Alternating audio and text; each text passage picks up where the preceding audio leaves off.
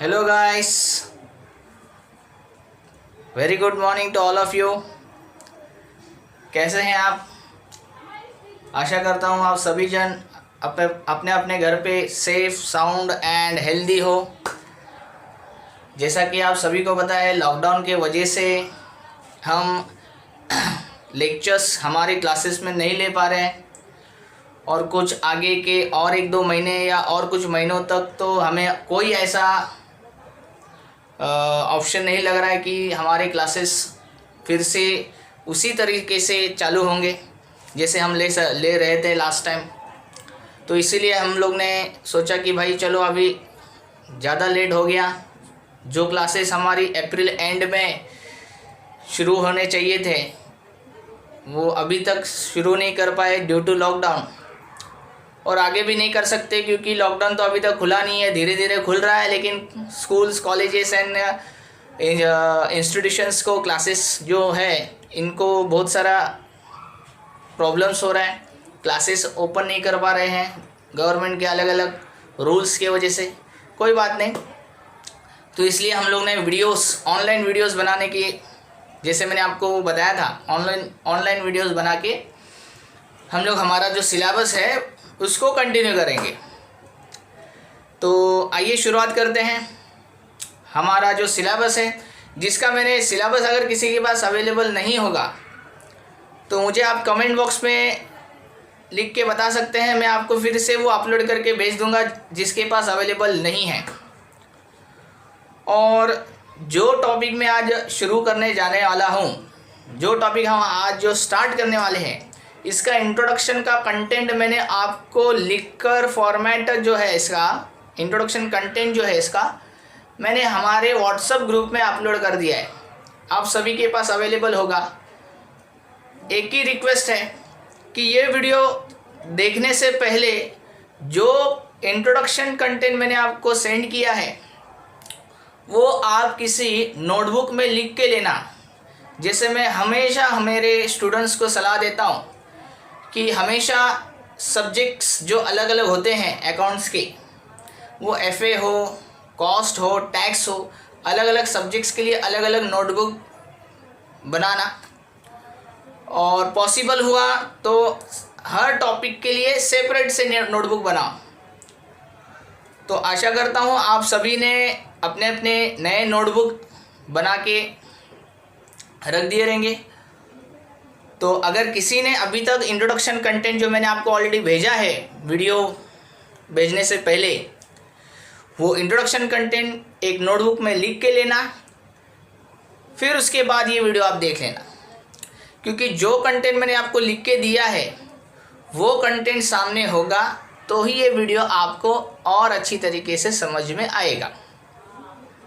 ठीक है, तो आशा करता हूँ सब ने, जो भी ये वीडियोस देख रहे हैं, उनके पास इंट्रोडक्शन कंटेंट अवेलेबल है, उन्होंने नोटबुक में लिख के लिया है। अगर अभी भी किसी के पास इंट्रोडक्शन कंटेंट अवेलेबल नहीं होगा, मुझे आप कमेंट बॉक्स में लिख के भेजिएगा, मैं आपको फिर से वो सेंड कर दूंगा। ठीक है, तो आइए शुरुआत करते हैं। हमारा जो फर्स्ट टॉपिक आपको समझ में आया ही होगा इंट्रोडक्शन कंटेंट में, हमारा जो सब्जेक्ट फाइनेंशियल अकाउंटिंग, जो फर्स्ट टॉपिक आज हम स्टार्ट करने वाले हैं। आज का जो पूरे वर्ल्ड में सिचुएशन चल रहा है, लॉकडाउन, इसी से थोड़ा बहुत मिलता जुलता टॉपिक है। दैट इज, टॉपिक का नाम जैसे कि आप नोटबुक में देख पा रहे हो, इंटरनल रिकंस्ट्रक्शन। क्या नाम है फिर से बता देता हूँ, internal reconstruction of companies, internal reconstruction of companies. जैसे कि मैंने आपको लास्ट टाइम भी बताया था, अभी भी बता देता हूँ। अभी जो आप फाइनेंशियल अकाउंटिंग, जो फाइनेंशियल अकाउंटिंग के आपको सब्जेक्ट हैं, इसमें जितने भी आप टॉपिक्स देखेंगे सभी टॉपिक्स कंपनी अकाउंट्स के ऊपर है। तो ये भी टॉपिक कंपनी अकाउंट्स के ऊपर है। तो जैसे कि टॉपिक का नाम इंटरनल रिकंस्ट्रक्शन। अब इस टॉपिक को, इस वर्डिंग्स का मतलब समझने से पहले मैं आपको एग्जाम्पल बता देता हूँ ये टॉपिक है क्या, ये टॉपिक किससे रिलेटेड है, किस चीज़ से रिलेटेड है। देखो, आप सभी को अभी पता है कोरोना इस बीमारी ये वायरस के वजह से आज हम सभी जन, आप में, पूरे वर्ल्ड के कितने सारे पॉपुलेशन जो है वो अपने अपने घर पे बैठे हैं। सभी इंडस्ट्रीज़ बंद हैं, फ़िलहाल तो धीरे धीरे ओपन हो रहे हैं, लेकिन एक वायरस की वजह से कितना सारा नुकसान हो गया देखो। और आप सभी को पता है इस वायरस के ऊपर अभी तक कोई भी वैक्सीन, दवा बनी नहीं है, लेकिन फिर भी जिनको जिनको ये वायरस, ये कोरोना बीमारी हुई है, उसमें से बहुत सारे जन धीरे धीरे क्यों ना हो रिकवर हो रहे हैं, ठीक हो रहे हैं। कैसे हो रहे हैं? कोई वैक्सीन तो नहीं है, कोई दवा तो नहीं बनी, फिर भी ठीक हो रहे हैं। कैसे हो रहे हैं? कुछ तो जुगाड़ लगा के। कैसे हो रहे हैं आपको पता ही है। हमारे सरकार ने हमको बताया कि गर्म पानी पियो, संतरा, फ्रूट्स में संतरा खाओ, जिसका पीएच लेवल ज़्यादा 6, 7, 8 से ज़्यादा रहेगा वो ऐसे फ्रूट्स खाओ, वेजिटेबल्स खाओ, गर्म पानी पियो, काढ़ा पियो, ठीक है। अपने आप को हाइड्रेटेड रखो, हाथ वॉश करते रहो, हाथ के मुंह के ऊपर हाथ मत लगाओ। ऐसे अलग अलग आपको ऑप्शंस दिए हैं, ऐसे अलग अलग आपको सजेशन दिए हैं, जिसको फॉलो करके बहुत जन, जितने भी पेशेंट हैं उसमें से बहुत जन धीरे धीरे रिकवर हो रहे हैं और अच्छे कैसे उनके रिपोर्ट्स भी आ रहे हैं नेगेटिव। तो ये उसका एक सॉल्यूशन है। 100% सॉल्यूशन अभी तक मिला नहीं है, लेकिन कुछ ना कुछ करके चलो। हाँ बाबा, कोई दवाई, कोई काढ़ा, कोई गर्म पानी, ऐसे मिला के जो भी है पेशेंट्स को डॉक्टर लोग ठीक करके भेज रहे हैं। तो वैसे ही कुछ है ये टॉपिक। इंटरनल रिकंस्ट्रक्शन जो ये टॉपिक है, ये उस कंपनी से रिलेटेड है जो कंपनीज लॉसेस में जा रहे हैं। क्या बोला मैंने? जैसे कोरोना वायरस है, कोरोना वायरस ये बीमारी है, वैसे ही ये जो इंटरनल रिकंस्ट्रक्शन है ये ऐसे कंपनीज से रिलेटेड है जो कंपनीज लॉसेस में चल रही हैं पिछले कुछ सालों से। 1 या 2 सालों से नहीं, बहुत सारे सालों से, 4 साल, 5 साल, 7 साल, 8 साल या मे भी उससे ज़्यादा। बहुत सारे कोशिश करने के बावजूद उनको उनके कंपनी में, उनके बिजनेस में घाटा हो रहा है, लॉस हो रहा है। अभी हर कंपनी का, हर बिजनेसमैन का एक फाइनेंशियल स्ट्रेंथ होता है या फाइनेंशियल कैपेसिटी होती है। वो कैपेसिटी अगर ख़त्म हो गई तो वो क्या करेगा? हार मान लेगा, कोशिश करेगा, लेकिन अगर नहीं हो पा रहा है फिर तो क्या हो जाएगा?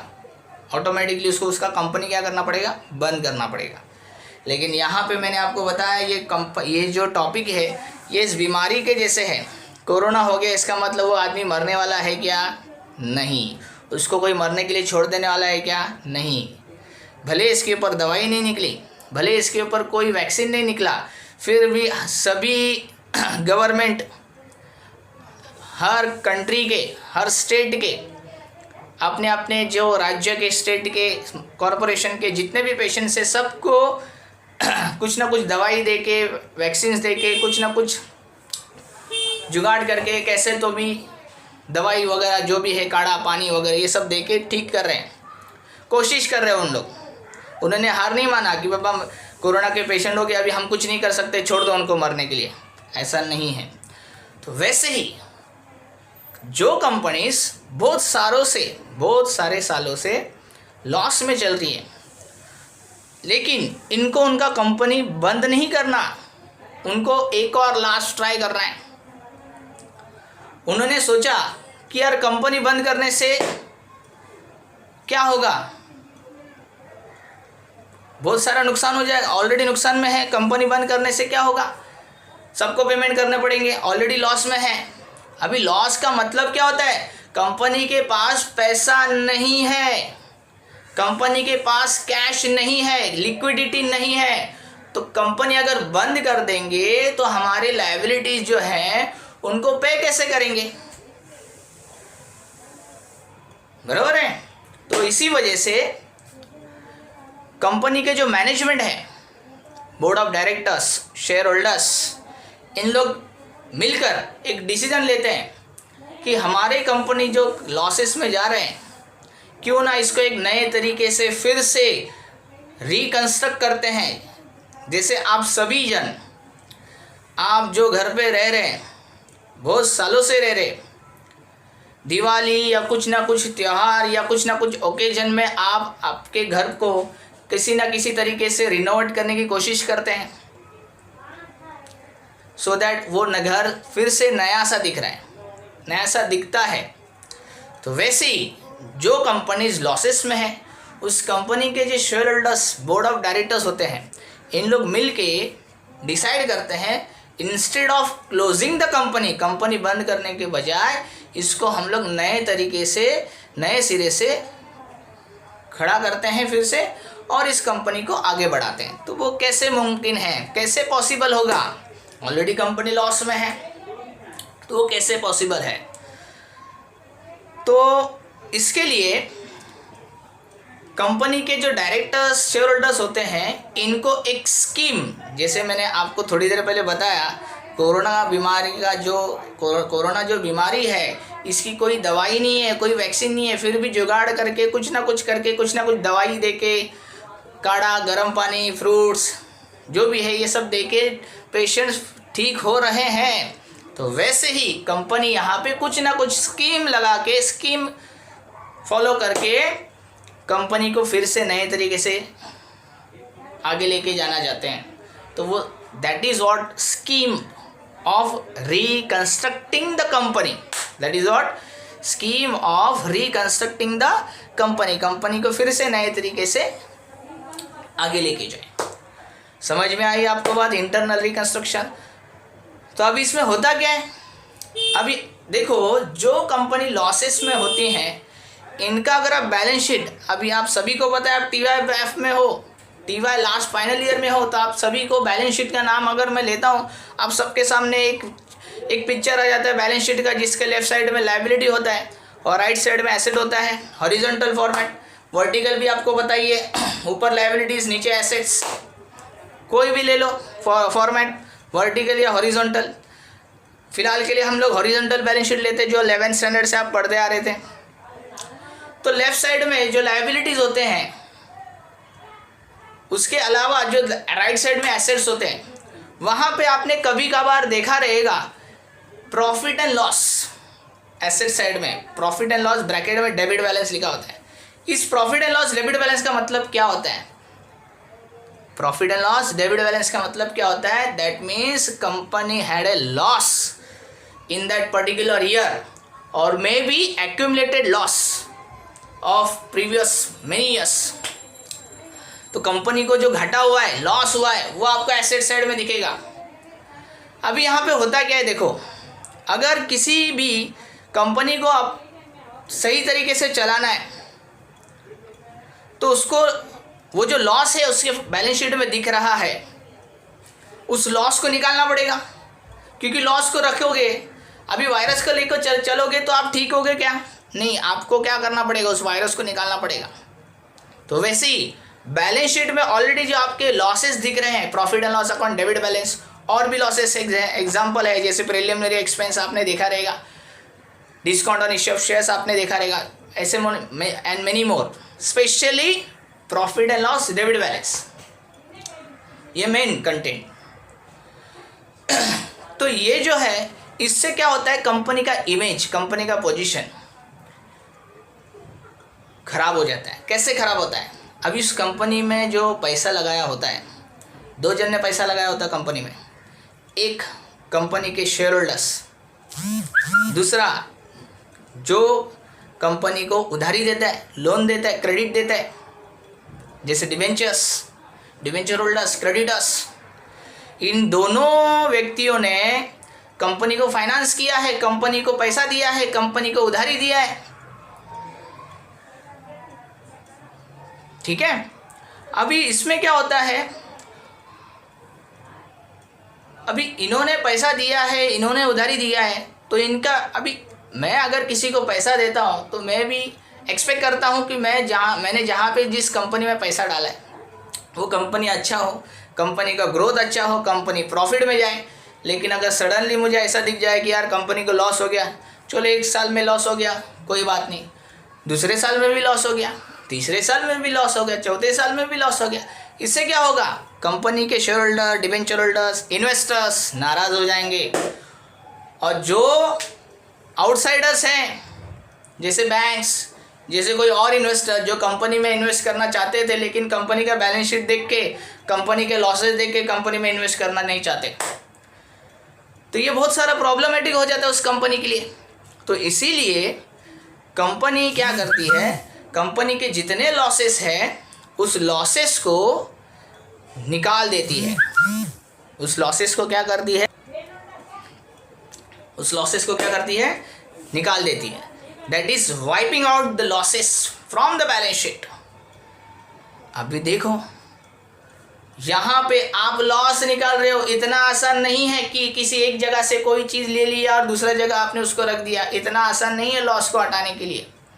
कंपनी में आप कोई भी काम करने के लिए आपको हर एक चीज़ के लिए कुछ ना कुछ रूल्स बनाए गए हैं। बहुत सारे रूल्स है, आपने देखा ही है, आप 11th स्टैंडर्ड से कंपनीज एक्ट देखते आ रहे हो। कंपनीज एक्ट में हर एक चीज़ के लिए नियम है, हर एक चीज़ के लिए रूल बनाया गया है। तो अगर आप आपके बैलेंस शीट का या कंटिन्यू जो आपको लॉस हुआ है उसको आप निकाल रहे हो तो इतना आसानी से निकाल सकते हो क्या? नहीं। तो यहाँ पे आपको क्या करना होगा, तो यहाँ पे कंपनी का जो मैनेजमेंट है, इस कंपनी के मैनेजमेंट को इनके शेयर होल्डर्स इनको मनाना पड़ेगा, इनके क्रेडिटर्स इनको मनाना पड़ेगा। फिर बाद में इनका अप्रूवल मिलने के बाद फिर वो कंपनी स्कीम फॉलो कर सकती है। अभी होता क्या है इन जनरल, लॉसेस को कैसे हटाया जाता है मैं आपको बता देता हूँ। जो लॉस होता है, देखो 11 से हम लोग एक नियम, 3 ही नियम है, 3 रूल है। Personal, real, nominal. लॉस कौन सा अकाउंट है, पर्सनल, रियल या nominal? Exactly nominal account. The debit all expenses and losses, credit all income and gains. तो पहला क्या है, debit all expenses and losses. तो लॉस है, इसका मतलब आपका वो कौन सा बैलेंस है, डेबिट बैलेंस है। कौन सा लॉसेस है, डेबिट बैलेंस। तो उस डेबिट बैलेंस का अगर आपको निकालना है तो उसके लिए क्या करना पड़ेगा, दूसरे किसी क्रेडिट बैलेंस के साथ उसको क्या करना पड़ेगा, एडजस्ट करना पड़ेगा। समझ में आ रही है मैंने क्या बोला? लॉसेस जो होते हैं वो हमेशा डेबिट होते हैं, मींस डेबिट बैलेंस होता है। तो लॉसेस को अगर हटाना है, डेबिट को अगर हटाना है तो उसके लिए क्या करना पड़ेगा, किसी दूसरा अकाउंट जो क्रेडिट है, क्रेडिट बैलेंस वाला अकाउंट को क्या करना पड़ेगा, आपको उसके साथ एडजस्ट करना पड़ेगा। दैट मीन्स व्हाट, जैसे मैंने आपको बताया कि प्रॉफिट एंड लॉस एसेट में रहता है, लॉसेज जो है वो कहाँ पे रहता है, एसेट्स में। तो इसका मतलब एसेट्स का कौन सा बैलेंस होता है, डेबिट बैलेंस। एसेट्स के कौन से बैलेंस होते हैं, डेबिट बैलेंस। तो डेबिट बैलेंस को अगर हटाना है तो उसके सामने, एसेट के सामने क्या होता है, लायबिलिटीज। एग्जैक्टली। तो लायबिलिटीज, एसेट्स के सामने लायबिलिटीज होता है। तो एसेट अगर डेबिट बैलेंस है तो उसको अगर राइट ऑफ करना है, उसको अगर निकालना है तो आपको लायबिलिटीज को इफेक्ट करना पड़ेगा, तो ही आपका जो लॉस है वो पूरी तरीके से आप निकाल सकते हो। तो इसका मतलब क्या, for writing of the loss of the company you must adjust it with the credit balance, with the credit balance account और विद द लायबिलिटीज, और विद द लायबिलिटीज। तो इसी को अभी लायबिलिटीज में क्या होता है आप सभी को पता रहेगा, थोड़ा बहुत आपको कंटेंट, अभी आप फाइनल ईयर में हो। लायबिलिटीज क्या होता है, लायबिलिटीज में कंटेंट क्या होता है, गिना चुना आपको पता ही है। शेयर कैपिटल होता है, उसमें equity share, preference share, debentures होते हैं, क्रेडिटर्स होते हैं, और भी बहुत सारे कंटेंट है, लेकिन मैं ये गिने चुने 4-5 कंटेंट लेता हूँ। अभी ये राइट ऑफ कैसे किया जाता है, तो देखो यहाँ पे जैसे मैंने बताया, मैनेजमेंट जो होता है कंपनी का, इन लोग शेयर होल्डर को रिक्वेस्ट करते हैं। क्या करते हैं, रिक्वेस्ट। अभी रिक्वेस्ट ही करना पड़ेगा, कंपनी लॉस में है, कंपनी का पोजीशन वीक है, तो वो ऑर्डर नहीं कर सकता है, उसको क्या करना पड़ेगा, रिक्वेस्ट करना पड़ेगा। किसको रिक्वेस्ट करना पड़ेगा, शेयर होल्डर को, और डिबेंचर्स, क्रेडिटर्स जो भी रहेंगे, जिनको कंपनी देना है, कंपनी जिनको क्या करना वाला है, पेमेंट करने वाला था, उनकी लायबिलिटी है ना, पे करना है उनको क्या बोलता है कि भाई साहब आप आपकी लायबिलिटी क्या करो, कम करो। आप आपकी लायबिलिटी क्या करो, कम करो। कैसे कम करो?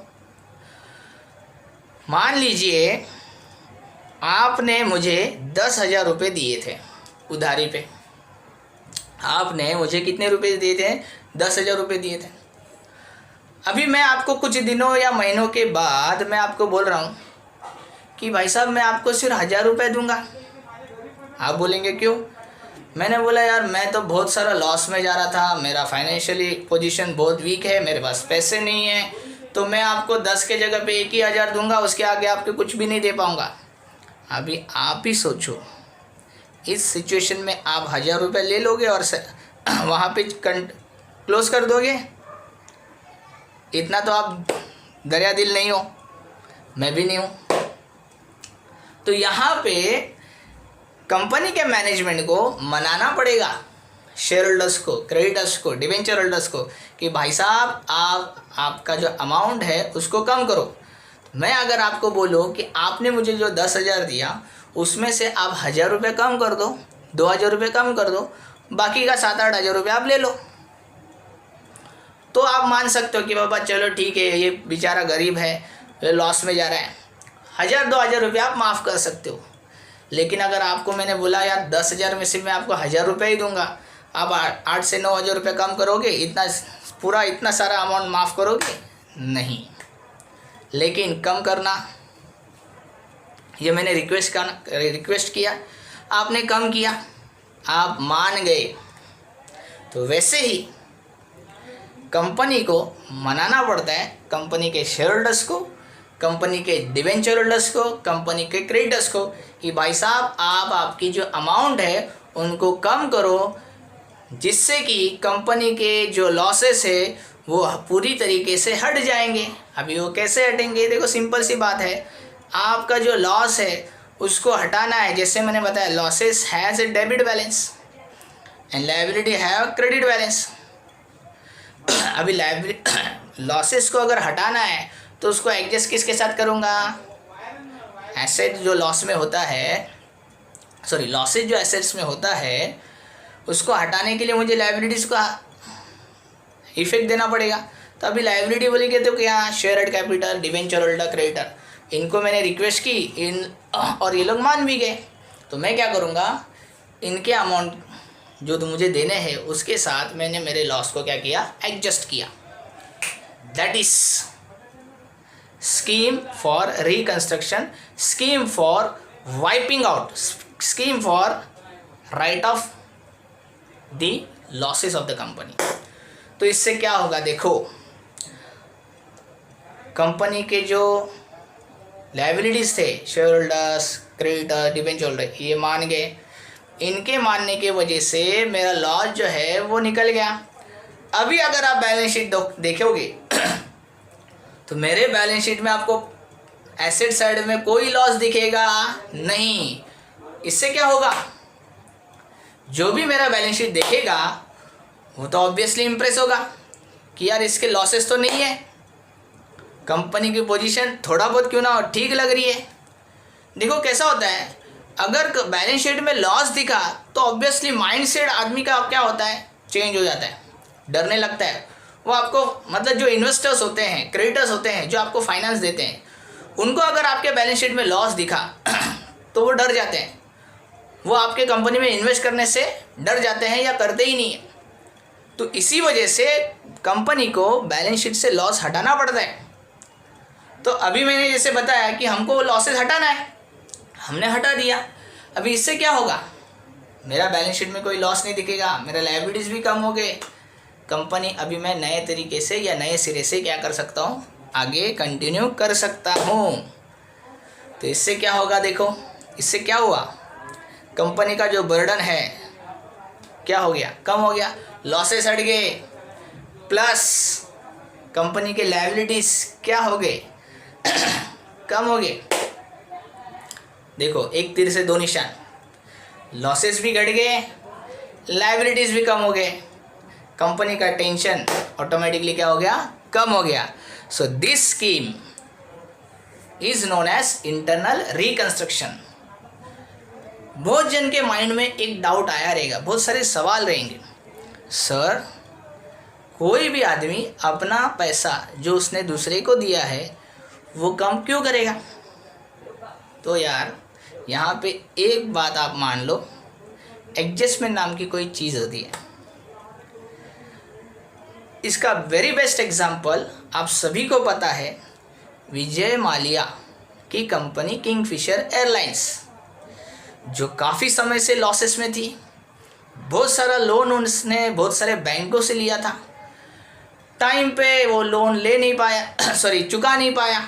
क्यों नहीं चुका पाया? क्योंकि उस कंपनी में, जो कंपनी के नाम से उसने लोन लिया था, वो एयरलाइन कंपनी उसकी लॉसेस में जा रही थी। बहुत सारे कोशिश करने के बावजूद वो लॉसेस को वो कन्वर्ट प्रॉफिट में नहीं कर पाया, और कंपनी चलाने के लिए कंपनी के नाम से बहुत सारे उसने अलग अलग बैंकों से लोन लिया। फिर बहुत सारा लोन लेने के बाद जब बैंक उनसे पैसा मांगने जा रहे हैं तो उसके पास उतने पैसे नहीं थे। तो उसके पास एक ही ऑप्शन था, यार ऑलरेडी कंपनी लॉस में है, बहुत सारा कर्जा लिया है, अभी पैसे मांगने आ रहे तो क्या करेंगे? कंपनी को बेच तो नहीं सकते क्योंकि कंपनी ऑलरेडी लॉस में है, तो ऑलरेडी घाटे में है, तो उसको बेचेंगे तो भी लायबिलिटी का पेमेंट नहीं हो पाएगा। तो इससे अच्छा है भाग जाओ। भाग गया। लेकिन फिर भी उसने, भले वो भाग गया, उसने बैंकों को एक स्कीम या एक ऑप्शन दिया था। मान लो एक एग्जांपल, उसने 1000 करोड़ रुपया बैंकों से लिया था, उससे कहीं ज़्यादा लिया है, मैं एक एग्जांपल देता हूँ। 1000 करोड़ रुपया उसने बैंक से लिया है। अभी उसने बैंक को वो बताया कि यार मेरा कंपनी ऑलरेडी लॉस में है, आप एक काम करो 600 करोड़ रुपए लो और ख़त्म करो, या फिर आपकी कंपनी आपकी जो लायबिलिटी है 1000 करोड़ रुपीस उसको कम करो। मुझे मेरा कंपनी बंद नहीं करना है, मुझे मेरा कंपनी और नए तरीके से आगे कंटिन्यू करना है। तो यहाँ पे बैंक क्या सोचती है, यार ये जो बंदा बोल रहा है भले गलत बोल रहा है, हमारी अमाउंट कम करने बोल रहा है, लेकिन अभी जो मिल रहा है वो ले लो, ऑलरेडी कंपनी लॉस में है, जो मिल रहा है वो ले लो। बाद में अगर समझो कंपनी और लॉस में चली गई तो अभी जो मिल रहा है वो भी नहीं मिलेगा। तो something is better than nothing.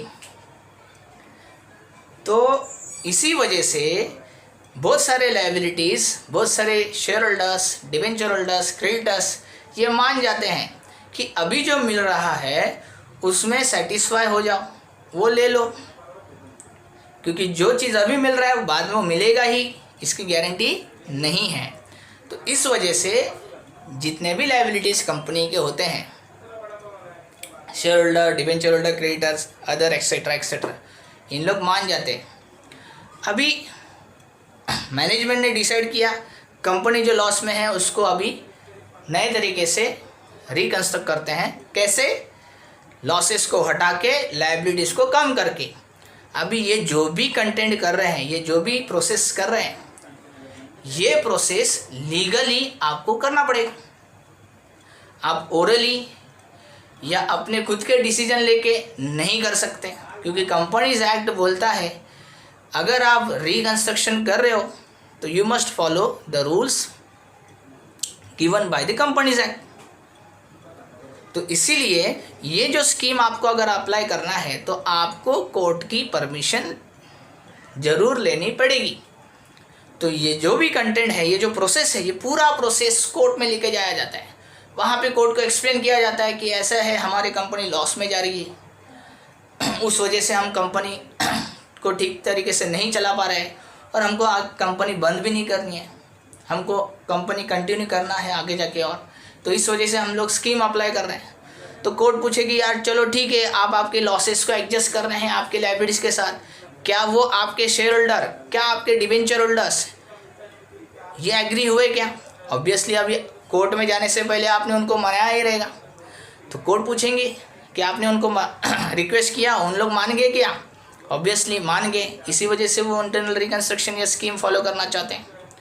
तो जैसे ही कोर्ट से हमको अप्रूवल मिल जाता है, वैसे ही इसका प्रोसेस, इंटरनल रिकंस्ट्रक्शन का प्रोसेस स्टार्ट हो जाता है। तो ये जो स्कीम है, ये स्कीम कंपनी फॉलो कर देती है। So this is the internal reconstruction scheme that should be approved by the court. बिना कोर्ट के अप्रूवल के आप ये स्कीम अप्लाई फॉलो नहीं कर सकते।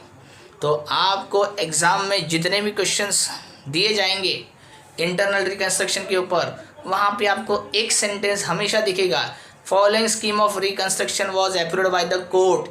ये वर्ड आपको दिखेगा हमेशा। So this was internal reconstruction.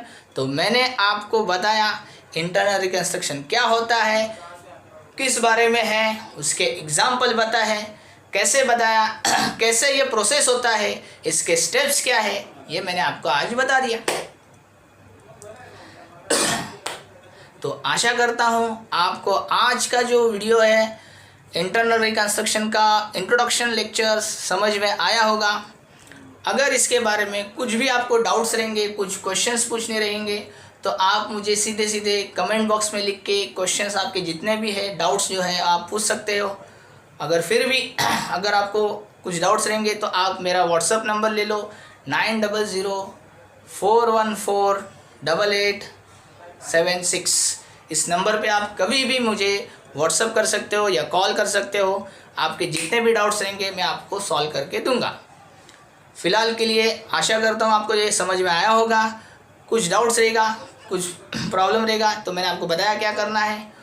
और ये वीडियो अगर आपको पसंद आया रहेगा तो लाइक करना मत भूलना, और इसको जितना हो सके उतना ज़्यादा से ज़्यादा शेयर करना। तो आज के लिए सिर्फ इतना ही। मिलते हैं नेक्स्ट वीडियो में विथ जर्नल एंट्रीज।